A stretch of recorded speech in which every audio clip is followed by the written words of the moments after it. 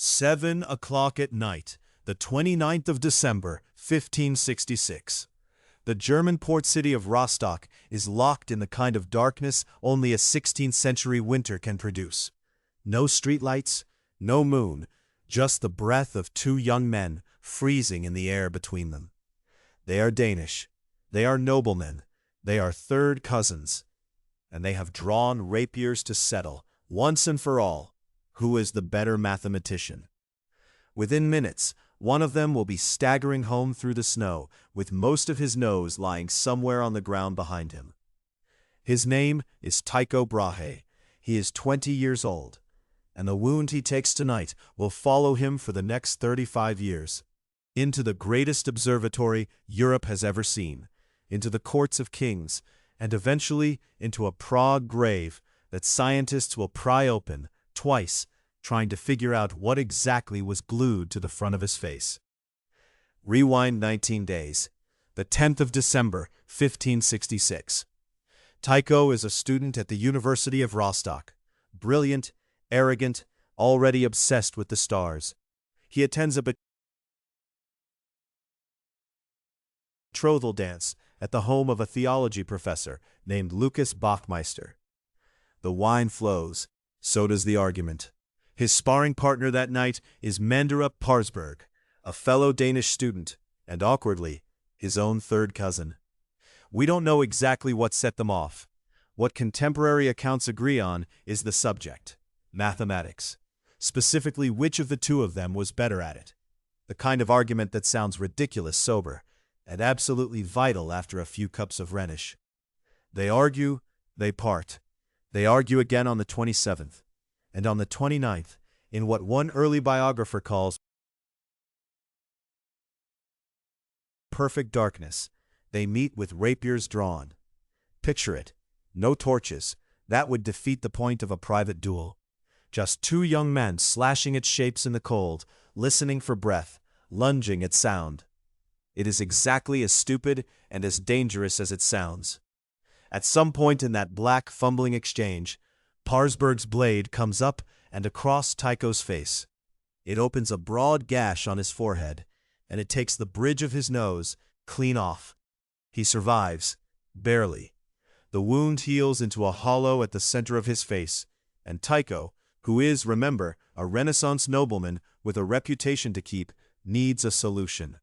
He finds one in a craft that was, in the 16th century, a booming business. Sword duels were everywhere. Syphilis, which eats away at facial cartilage, was a continent-wide epidemic. The Italian surgeon Gabriele Falloppio described how craftsmen shaped replacement noses out of papier-mâché or silver, painted them flesh-colored, glued them on each morning, and peeled them off each night. Tycho's solution was to commission his own. According to his early biographer, Pierre Gassendi, writing in 1654, the prosthesis was a careful alloy of gold and silver, mixed to mimic human skin. He stuck it on with a paste, and reportedly carried a small pot of that adhesive in his pocket, so he could press the nose back into place whenever it slipped. Some sources suggest he owned more than one, a precious metal version for formal occasions, and a lighter, everyday spare. Then he got back to work, and the work was extraordinary. On the island of Hen, granted to him by the Danish crown, Tycho built Uraniborg, an observatory castle that was part laboratory, part palace, part fever dream. 16 alchemical furnaces in the basement, a paper mill, a printing press, a 6-foot brass quadrant for measuring the sky with a precision no one had achieved before.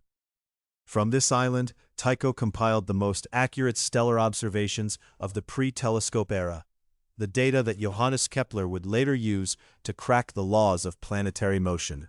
He also kept a tame elk that, according to Gassendi, drank too much beer at a party at Landskrona Castle, fell down a staircase, and died.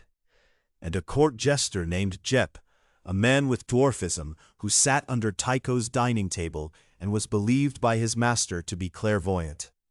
This was the man behind the metal nose. Tycho died in Prague on the 24th of October, 1601. Kepler wrote that his bladder burst because he refused, out of politeness, to leave a banquet table to relieve himself. His own epitaph reportedly read, "He lived like a sage and died like a fool."